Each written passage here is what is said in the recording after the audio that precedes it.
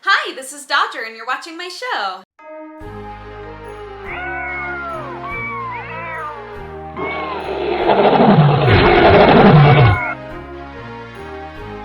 So I'm sure plenty of you have been following all of the PlayStation stuff that has been going on in Vegas, but we're not going to talk about it till the end, so deal with it. Actually, first thing that we're going to talk about today, I'm really just talking about this for Jesse because I don't understand why he hasn't already put in the winning bid. The famed GENKI mobile that has shown up at lots of different conventions is being sold on eBay. It's being auctioned off for charity, actually. It is a 1956 Ford F100, which I am not a car person, so I don't know if that's an impressive vehicle, I'll be honest. But the thing that I think is interesting is they started off the bid at $7,500 and it hasn't gone above $7,700 yet. There's only 3 bids on it right now and it's got like 5 days left, so I don't know. Maybe you want a GENKI mobile. It has like less than 80,000 miles on it because, you know, it's at conventions.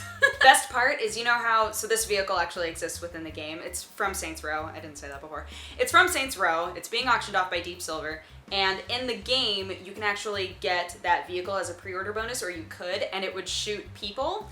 So this version, because it was more of like a convention vehicle, it would shoot t-shirts. And yes, that part of it still works. So I bet you could figure out how to shoot plenty of things out of it. Probably not people, but you know, that mechanism exists. And it's going toward the charity Wings for Life, which is a non-profit spinal cord research foundation, so that's pretty cool. Jesse, I'm just saying, you should own this. Like, you want this. You've been in this vehicle, I'm pretty sure. I think we've talked about it before, so just come to terms with it and own this vehicle. So a lot of people feel like Call of Duty Advanced Warfare is really the best Call of Duty in a while, but it's not without its issues. There have been lots of problems with, you know, the UI and glitching in and out of bounds and things like that. Things that tend to happen in shooters nowadays for whatever reason. So on both PS4 and Xbox One, there is now a patch available that is a huge patch. Like, not only does it address all of the different bugs that have happened, it's also rebalancing lots of weapons. It's also trying to address more like esports specific broadcasting issues, which is pretty cool. And it's updated their anti-cheat system because people were finding all sorts of exploits, which they're always going to find exploits, but you know, they wanted to make sure that in this patch, since the patch was going to be big anyway, they wanted to make sure that they were addressing as many things as possible.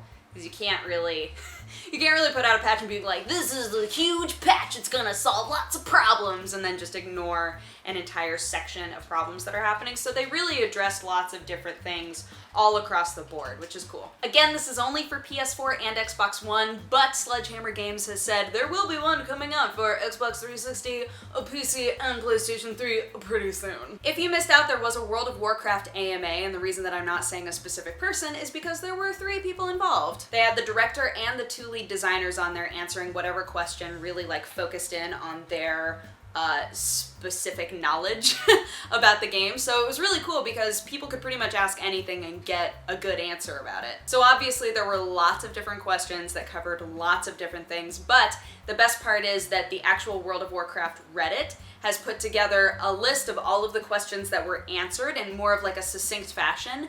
And then, if possible, they've pared down the answer to like, you know, a single sentence. And if that wasn't really possible, if the answer was really in-depth, it just has a link and then says, go ahead and read it. Actually, there's a link to all of them. Even if they succinct it down, I don't think that's how you say that. Even if they pared down the answer to like a sentence, it's still a hyperlink. So you can still go and read the actual original answer. So it's a nice way to look at all of the information that came out of the AMA and really appreciate it. And it gives, it tells you which of the 3 people answered each one so that you know where it's coming from. Highlights include that Warlords of Draenor will probably not have any queued scenarios, will probably never have garrisons again in future expansions, which is interesting, and then also that the last boss will be surprising in some way. So again, if you want to know more about any of those things, you should go to the WoW Reddit. I will link in the description, and you can check out all the different questions and all the different answers and see if any of them satisfy your curiosity. They are still trucking away on an Elder Scrolls Online console version. It's taking them quite a long time. Apparently there are all sorts of issues, like translating it from a PC version to a console version, which has always been a problem, especially with an MMO. Like, that's a huge issue. But they're just trucking away. They're just trying to make the PS4 version and the Xbox One version. They're hoping that, you know, that'll breathe some new life into the game, but I really, really doubt it. I mean, it already took them a long time to make the base game, right? And they've been pretty open about the fact that they are starting over completely with the UI, which is not a small thing. And I'm sure there are plenty of issues with the PC version after it's been out for this long. I'm sure there are plenty of issues that they've realized, like, okay, this doesn't work. So since we're kind of like rebuilding lots of different elements, let's make sure we fix those things within the console version. But whether or not that's gonna be doable is kind of hard to say. PvP still isn't involved in the game. That's still coming in the future. Update 6 is about to happen, and that will include, I think, like a pickpocket system, and then it's also going to include the justice system, which I don't entirely understand, but it's going to be like their first try with a thing called the justice system. Actually, let me hold on. Oh, okay. So it's actually directly connected with the whole pickpocketing system. So what it is the justice system allows you to kill and rob NPCs, which I guess you couldn't do before.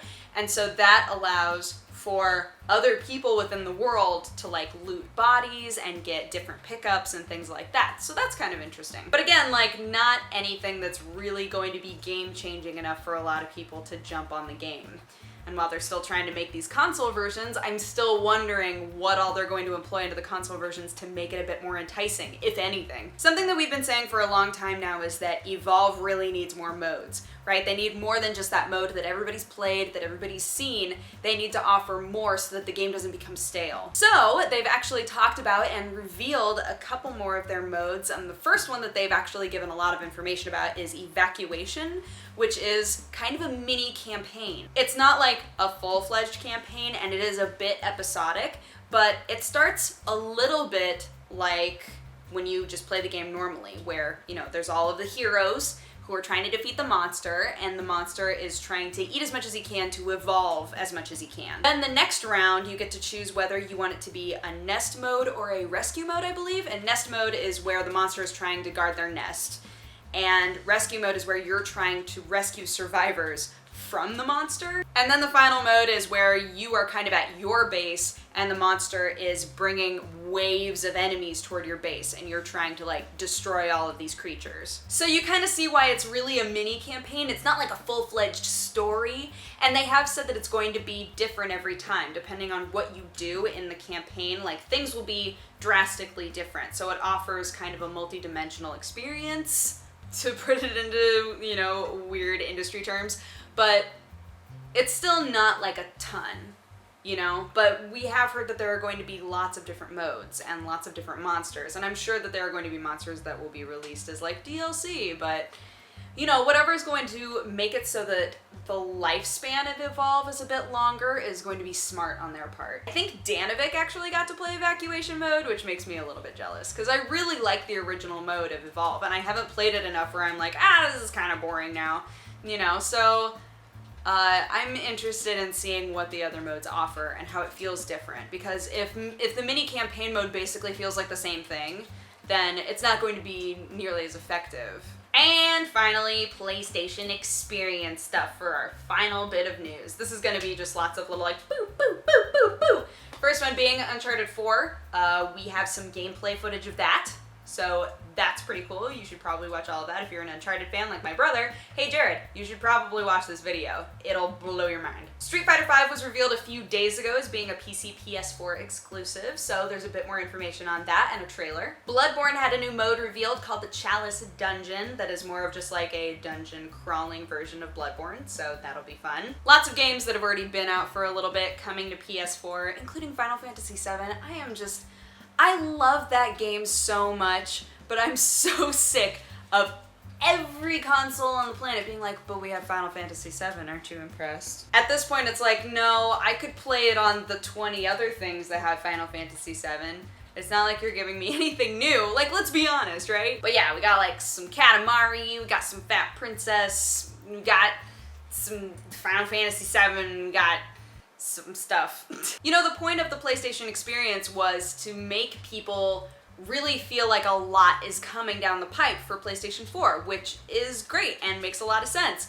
But now I'm just gonna be like sitting here waiting for there to be the Xbox experience, the Nintendo experience. Like, alright, well, now I have no reason to ever go to another convention, except for indie games, which really is the best part of conventions anyway, especially like when you go to a PAX, like the best part of PAX is the indie mega booth, right? Like we can all agree. But anyway, if you want like a full lineup and if you want to watch lots of trailers, there are plenty of different places that are kind of consolidating all of it into one big chunk. I think IGN has done it the best probably. Fun stuff if you have a PlayStation 4 and have not turned it on in a really long time. So that's good. Anywho, that is my show. Thank you so much for watching. If you have a positive or a negative response, feel free to leave it in my comment section. And if you would like to have coffee with me, you can click wherever I put the annotation and it'll take you to my other channel. But otherwise, I hope you guys have had a fantastic week and I will talk to you again next Sunday. Next Sunday. Oh goodness. Okay, bye! Let me, hold on. Hold.